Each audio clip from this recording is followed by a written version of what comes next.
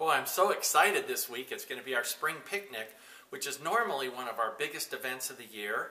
We're going to have it over at Miraloma Park, which is on the corner of McCarran and Miraloma. We're going to be in the covered picnic area. We've got our own barbecue. We're going to barbecue up chicken and hot dogs at the church's expense. We're going to have plates and everything. You just need to bring like your favorite picnic dish. So, you know, a salad, fruit, cookies, whatever it is. And we're going to be there at 11 a.m. And we're going to stay till 2 o'clock, and we're going to have a great time. If we can get a generator, if somebody has a generator you could bring, we could bring our bounce house, and that'd be fun for the kids. There's a ton of stuff to do over there, and I just hope that you'll join us. You get a chance to meet all of your friends, get to know people. Remember, fellowship is a very important part of being a Christian. So, for those of you who weren't in the service last week, or maybe you just want to hear a quick going over, one of the things that I said you might have remembered is that talk's cheap. And God likes to look at our checkbook and our calendar. And you say, well, I really never heard that before. Well, think about this. We all understand the concept that talk is cheap. We were all teenagers and our parents told us how to act, but then they acted differently, so we went, they're hypocrites. And isn't it true that a lot of people think Christians are hypocrites because they talk one way and they do another way? I just happened to catch a little blurb of a show on TV, a reality show called South Beach Tow. And there was all these Christians who had parked their car illegally, and the tow truck driver came and he was going to pull their car away, and they're all singing Christian songs and trying to appeal to the tow truck driver's niceness. And the tow truck driver's like, hey, it's 115 bucks. That's what you got to pay. And all of a sudden, these beautifully dressed Christian people just start dropping the F-bomb and just start cussing. And, I'm like, oh, great. This is just what people think Christians are like. So I have a belief that when God looks down at us, He wants to see what our checkbook and our calendar. Do we have the faith to give our tithe? Are we extravagant givers? Wendy and I have been working on tithing and being extravagant givers our whole life. If we weren't, we couldn't ask you to tithe or be extravagant givers.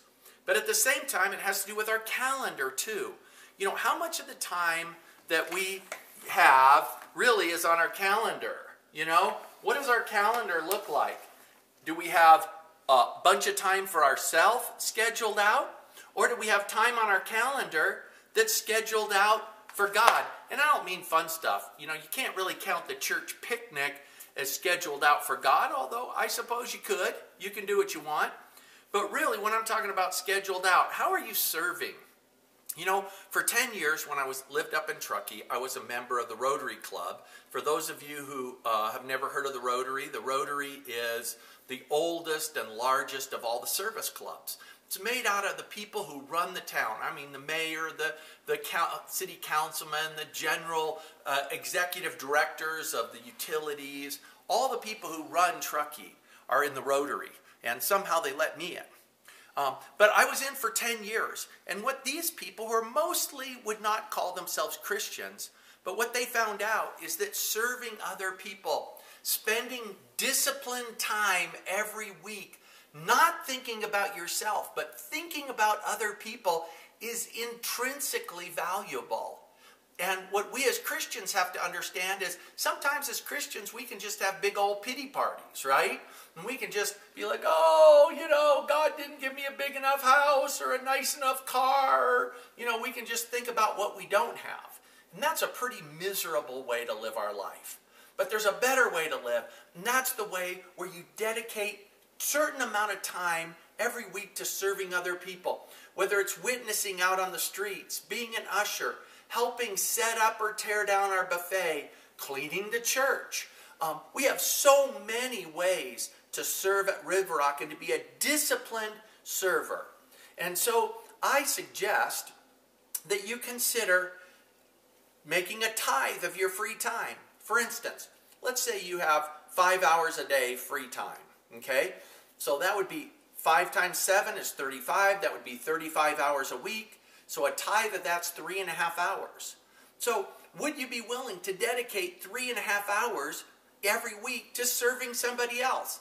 And you know, you can't really count the time in church. I guess you could if you want to. But I'm talking about coming early, help setting up, helping tear down afterwards, going door to door. We're going to go out and do door hangers the day before Mother's Day. We want to hang 1,000 door hangers. We want 20 of you to show up on May 12th at 10 a.m. at the church. And we're going to go around the neighborhood. And we did it a couple weeks ago before Easter, and it really was fun. You know, things like that. We need someone to help clean the church. Our regular church cleaner is going to be on vacation. So we need your help. So would you do this? Would you prayerfully go before the Lord and ask God how you can carve out some time in your weekly calendar just to serve other people? And I'm going to tell you that if you'll commit to do that for 90 days, that you're going to find out that serving other people makes your life so much better than you could ever imagine. So thank you so much for watching today. We hope to see you at the spring picnic, and of course Sunday morning and Sunday night. Ooh, don't forget Sunday night, Keith Luker, prophetic psalmist. Keith's been at River Rock more than probably any other guest, and he's a great guy. You want to be there 6 o'clock Sunday night. You want to be there for the picnic, but reply to this email. Say, Pastor Eric, I prayed about it, and I want to be a disciplined giver of my time to River Rock. And then we'll enter into a discussion about what you might want to do. So thank you very much for watching today. We'll see you this weekend.